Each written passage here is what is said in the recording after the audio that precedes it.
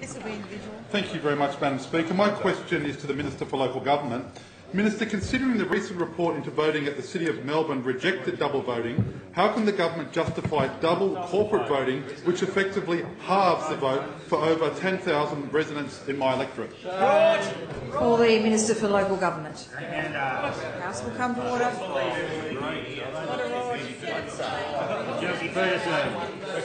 House will come to order. Minister has the call. Thank you, Madam Speaker, and I thank the member for Balmain for his question, and I also point out to the member for Balmain that, as he would know, that this is an opportunity later in the House today to actually debate this bill when it comes to the House. So for him to think that we're going to debate it today is something here in this House now is something where he's ill-informed about. The other thing I want to make out, and I'm not going to take advice, I won't take advice from the member for Balmain because as a Green, I had a look at their Greens policy in the local government. A Greens policy into local government issues. Can I just say that the Greens New South Wales local government policy has not been revised since 2010. 2010. And it clearly shows me that they have very little interest, very little care about the local government sector. And for you today... Member for Balmain on a point of order. Minister will resume his seat. You can do it from there if you wish. No, you can come down, whatever. Just resume your seat, Minister. Madam Speaker, it's 129. The Minister is not going close to the question because he knows it's undemocratic and it's a throwback to the 19th century. There's no chance for you to debate it either, Member for Balmain. Minister has the call. Anyway, I just think as a former mayor yourself, someone that's been involved in local government, I would have thought that you would have at least had a bit of discussion, a bit of involvement in policy creation. But clearly it shows me that the Greens, after 4 years, November 2010, have actually had no input in the local government and still ignore the issue.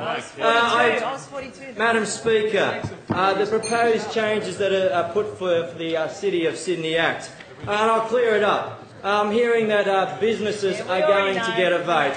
Well, let's be very clear. Businesses don't get a vote in local government elections. It is individuals who get a vote in local government elections. And I've heard the independent member... Minister has the call. The Lord Mayor... Members of the opposition will stop shouting at the Minister. I've heard he has the call. I've heard the independent member and I've heard the Lord Mayor say that more needs to be done to get local businesses and people on the non-residential roll to have a greater say in the elections for the City of Sydney.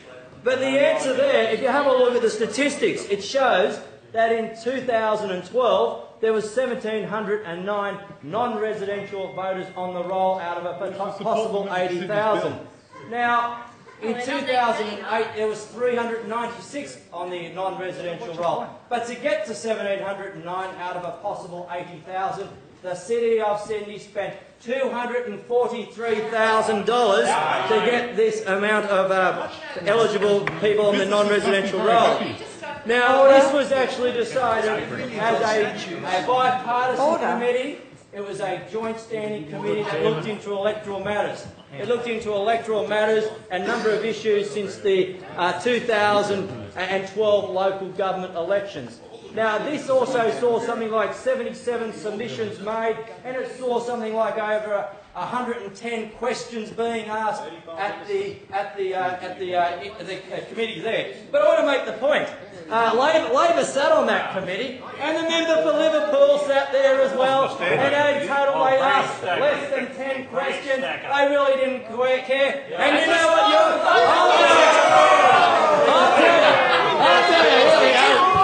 I'll tell you how much the member for Liverpool cared. His one and only question was, "Sorry I'm late. Haven't you guys fixed up the M5 yet?" Great contradiction. And where's the so we've heard from the opposition. We've also had a colleague from the other house.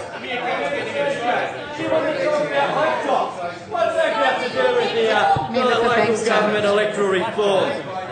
Madam Speaker, when you look Member for at Fairfield, Sydney, that comment's inappropriate and you know the it. business community can contribute to about 80% of the city's rate revenue. And only 2% of them have a say in the Mr Bankster, local government. Member for Liverpool. It's about democracy, Order. it's about transparency, and it's about giving locals a chance and an opportunity to have a voice in their community.